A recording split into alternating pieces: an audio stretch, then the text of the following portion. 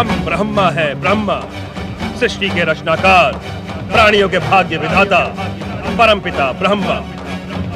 इस संसार में हमसे श्रेष्ठ कोई नहीं।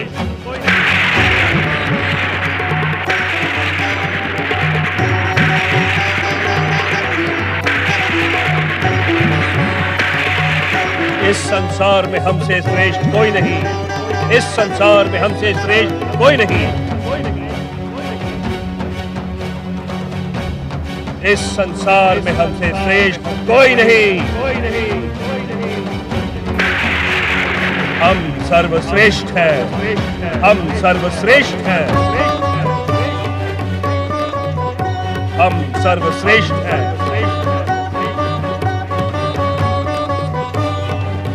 हम सर्वपूज्य हैं। सर्वपूज्य हैं। सर्वपूज्य हैं। ये संसार हमने अपनी इच्छा शक्ति से प्रकट किया है। अहम ब्रह्मस्मि। अहम ब्रह्मस्मि। अहम ब्रह्मस्मि। अहम ब्रह्मस्मि। सृष्टि के रचनाकार ब्रह्मदेव का अहंकार अनुचित है। स्वयं मेरे नाभि कमल से आकार प्राप्त करने वाले ब्रह्मा क्या ये भूल गए कि सृष्टि के मूलाधार श्री महागणेश हैं? हम ब्रह्मा है, ब्रह्मा। अहम ब्रह्मस्मि। अहम ब्रह्मस्मि। अहंकार के दुष्प्रभाव से सृष्टि के अटल सत्य को स्वयं सृष्टि के रचनाकार ब्रह्मदेव का भी भूल जाना स्वाभाविक ही है। इस संसार में हमसे श्रेष्ठ कोई भी नहीं। हम सर्वपूज्य हैं। इस संसार को हमने अपनी इच्छा शक्ति से प्रकट किया है। अहम ब्रह्मस्मि। सृष्टिकर्ता ब्रह्मा के अहंकारी संवाद सृष्टि के मूलाधार प्रथम पूज्य श्री महागणेश की सर्वश्रेष्ठता के लिए चुनौती के समान है। ब्रह्मदेव के अहंकार से सत्य धूमिल होने लगा है। असत्य जगमगाने लगा है। धर्म का ह्रास हो रहा है। अधर्म को शक्ति प्राप्त हो रही है। इसका परिणाम शुभ नहीं होगा ब्रह्मदेव। परिणाम की चिंता ब्रह्मदेव को नहीं, परीक्षा और परिणाम तो हम निर्धारित करते हैं। हम ब्रह्मा हैं। अहम ब्रह्मस्मि। अहम ब्रह्मस्मि। अहम ब्रह्मस्मि। कौन ब्रह्मा? कौन सृष्टि का रचनाकार? हम दक्ष प्रजापति ब्रह्मा की इच्छा के बिना ही आकार धारण करेंगे। कारण हम सर्वश्रेष्ठ हैं। सर्वश्रेष्ठ। हमसे श्रेष्ठ कोई अन्य नहीं।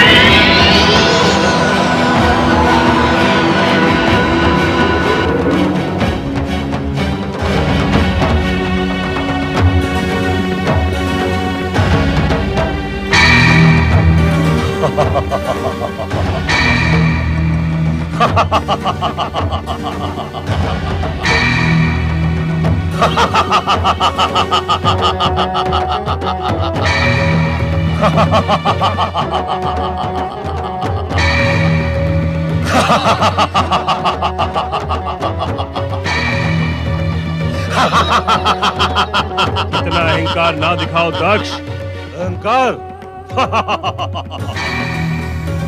अहंकार तो अब हमारा स्वभाव है ब्रह्मदेव। कारण कि हम आपके शरीर में उत्पन्न अहंकार के विस्फोट से ही उत्पन्न हुए हैं। इसी कारण तो तुम हमारे पुत्र के समान हुए दक्ष। तुम हमसे श्रेष्ठ कैसे हो सकते हो? अहंकार का ऐसा ही स्वभाव होता है। जहाँ उसकी शक्ति का पलड़ा झुकने लगता है वो तुरंत साथ साधकर संबंध स्थापित कर देता है। ऐसे समय आप पिता और पुत्र के संबंध का उल्लेख कर स्वयं को सर्वश्रेष्ठ बता रहे हैं। हम सत्य कह रहे हैं दक्ष। अहंकार असत्य के अतिरिक्त कुछ नहीं कहता। क्या तुम्हें इस परम सत्य का ज्ञान है? हाँ, मुझे तो है, किंतु आपको नहीं है।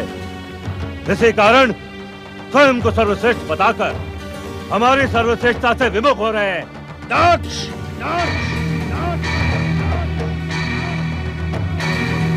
उत्तेजित न हो ब्रह्मदेव। हम पृथ्वीलोक के एक छत्र अधिनायक होकर मानव जाति की सृष्टि करेंगे और हमारी सृष्टि आपकी सृष्टि से श्रेष्ठ होगी। श्रेष्ठ।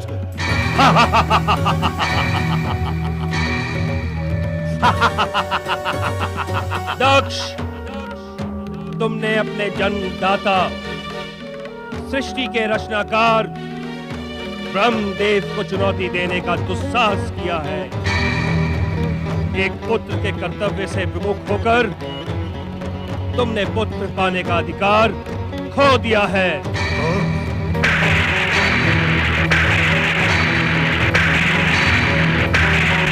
इस कारण सदा सदा के लिए तुम पुत्र के सुख से वंचित रहोगे।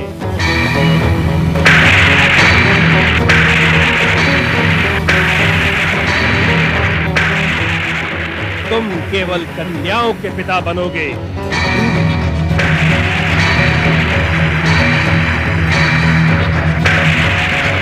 जो तुम्हारे जीवन के लिए, तुम्हारे अहंकार के लिए संकट का कारण बनेंगी। सावधान! सावधान ब्रह्मदेव! आपने दक्ष प्रजापति को श्राप देने का दुस्साहस कर अपने अनिष्ट को निमंत्रण दिया है। अनिष्ट को निमंत्रण दिया है। दक्ष प्रजापति, आपको श्राप देता हूं। आप सृष्टि के रचयिता होते हुए भी मेरी बनाई हुई सृष्टि में पूज्य स्थान प्राप्त नहीं कर सकेंगे। कोई भी पृथ्वीवासी आपकी पूजा कर सुखी नहीं होगा। आदर और पूजा के अधिकारी होने पर भी आप निरादर और अपूजनीय बने रहेंगे।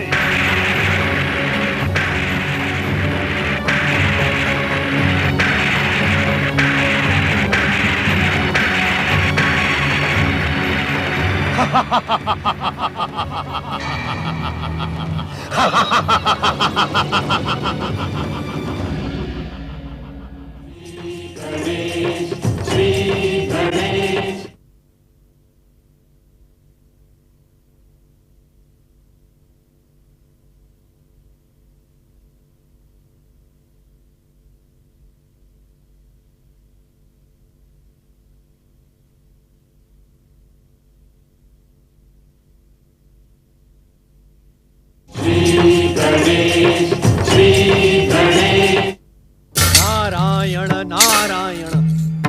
अपने मानस पिता ब्रह्मदेव का अभिमान और भैया दक्ष का प्रतिशोध देखकर निरंतर श्री हरि की भक्ति में लगा मेरा ये मन और अधिक व्याकुल हो गया है। जिज्ञासा की उद्विग्नता बढ़ती ही जा रही है, किंतु श्री महागणेश के अतिरिक्त इस नारद की जिज्ञासा का शमन और कौन करेगा? किंतु मैं श्री महागणेश को कहां ढूंढूं? वे तो केवल अपनी कृपा से ही अपने भक्तों को दर्शनों का लाभ प्रदान करते हैं।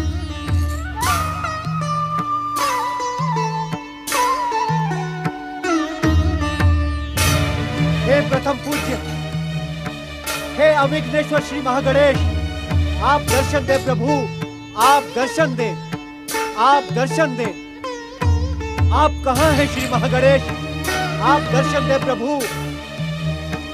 अपने इस भक्त नारद की जिज्ञासा के शमन हेतु दर्शन दे प्रभु। हे महागणेश, आपको मैं कहां ढूंढूं प्रभु? आप कहां हैं महागणेश?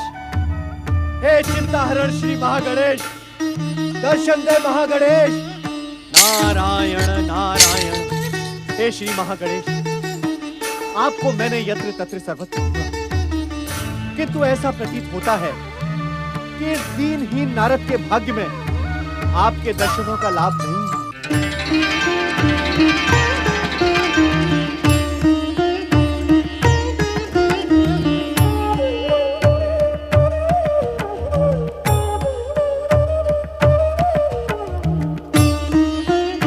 स्वामी श्री महागणेश, इतने अधिक व्याकुल होकर हमें क्यों पुकार रहे हो देवर्षि नारद? हे प्रभु, हे प्रभु, मैं धन्य हो गया। आपने अपने इस भक्त को दर्शन देकर अपने इस भक्त की लाज रख ली प्रभु। सच्चे मन से पुकारने वालों को दर्शन देना हमारा कर्तव्य है देवर्षि। हे श्री महागणेश, आप मुझे तनिक ये तो बताएं कि अपने इस भक्त के साथ में ये अन्याय क्यों?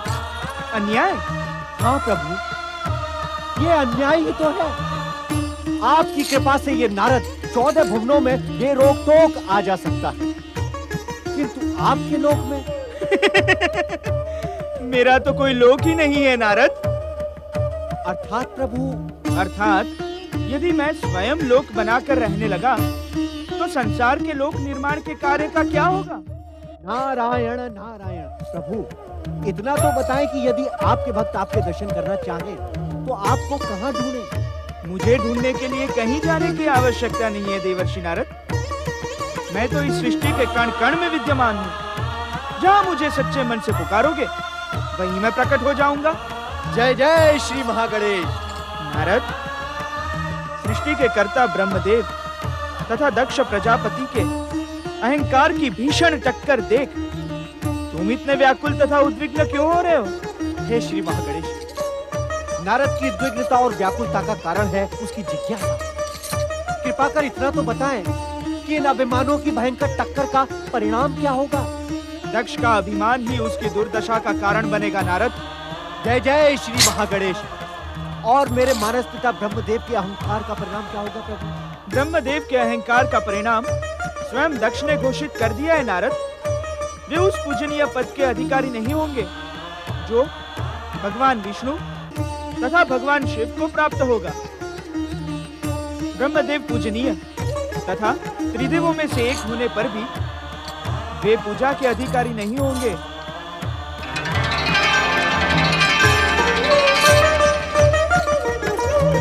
जय जय श्री महागणेश।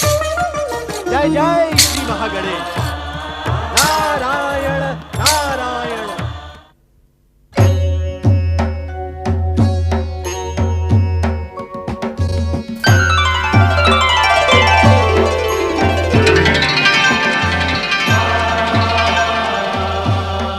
शक्ति को आश्रय प्रदान करने वाले महादेव को प्रणाम।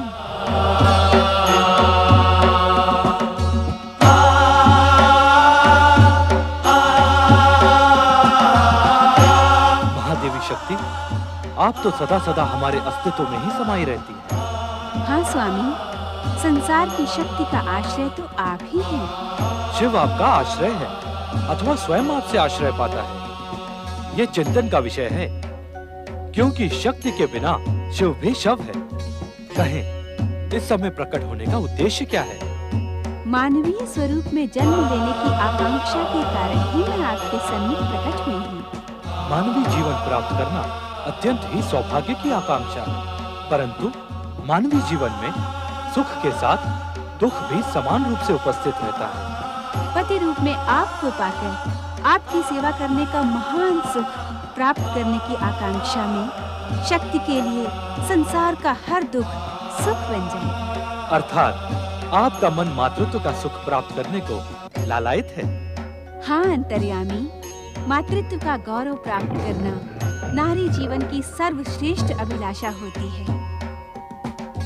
आप मौन क्यों हो गए प्रभु? मानवीय जीवन की नियति से अनभिज्ञ नहीं है महादेवी। मानव मन की समस्त आकांक्षाएं पूर्ण नहीं होती। कहीं आप मानवीय रूप में जन्म लेकर परिस्थितियों के दुष्चक्र में उलझ न जाएं। महादेव, शिव की शक्ति क्या परिस्थितियों के दुष्चक्र में उलझ सकती है? महादेवी, मानव नियति से जुड़ने के पश्चात यदि आप अलौकिक संयोग प्राप्त करेंगी तो क्या मानव जाति आपको अपना आदर्श बनाएगी? मैं आपकी बात से सहमत हूँ स्वामी। मैं बिना अलौकिक सहयोग के मानव जीवन के दुख झेलने को भी प्रस्तुत हूँ। महादेवी, इस पुनीत कार्य के लिए आप उचित अवसर की प्रतीक्षा क्यों नहीं करती? कब आएगा वो उचित अवसर? वो तो परमदेव श्री महागणेश की इच्छा पर ही निर्भर है। श्री महागणेश?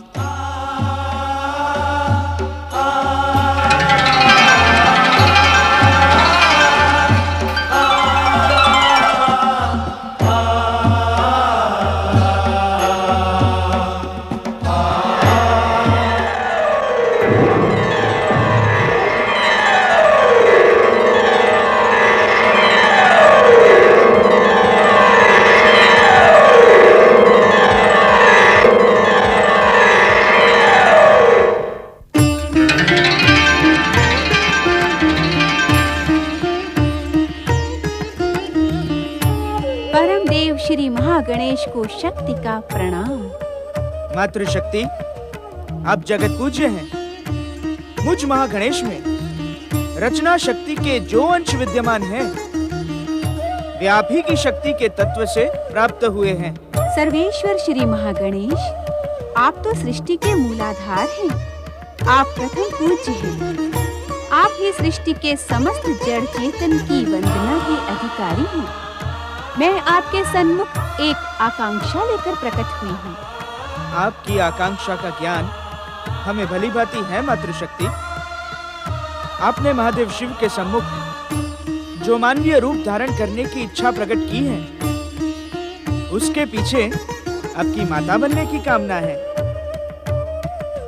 आपने पुत्र रूप में हमें प्राप्त कर हमें गौरव प्रदान करने की अभिलाषा की है।